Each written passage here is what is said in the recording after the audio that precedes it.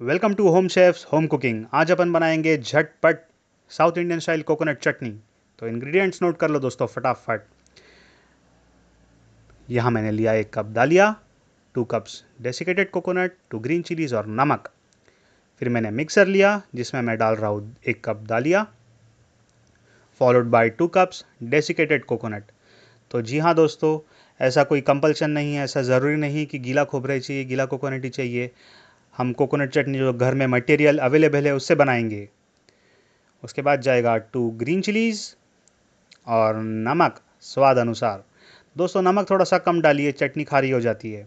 इसमें फिर मैं पानी डालूंगा मिक्सर में और इसे ग्राइंड कर लिया तो कोकोनट चटनी तैयार है। अब बनाएंगे तड़का। तड़के के लिए मैंने लिया है क्यूमिन सीड्स, यह है मस्टर्ड सीड्स और यह है कश्मीरी रेड चिलीज़।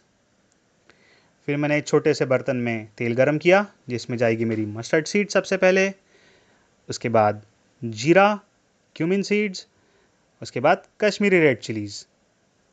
तो दोस्तों कोकोनट चटनी तैयार है, तड़का तैयार है। अब ये तड़का जाएगा कोकोनट चटनी के ऊपर और इसे मैं अच्छी तरीके से मिक्स करूँगा। और मिक्स करने के बाद दोस्तों कोकोनट चटनी इज़ रेडी। तो दोस्तों अगर आपको मेरी कोकोनट चटनी की रेसिपी अच्छी लगी तो लाइक कीजिए, शेयर कीजिए, सब्सक्राइब कीजिए होम शेफ पीयूष के चैनल पे। और मैं जो आपको दिख रहा है रेड टोमेटो चटनी और प्लेन डोसा, मैं इसकी भी वीडियो अपलोड किया है, वो भी ज़रूर देखिए। Thank you for watching.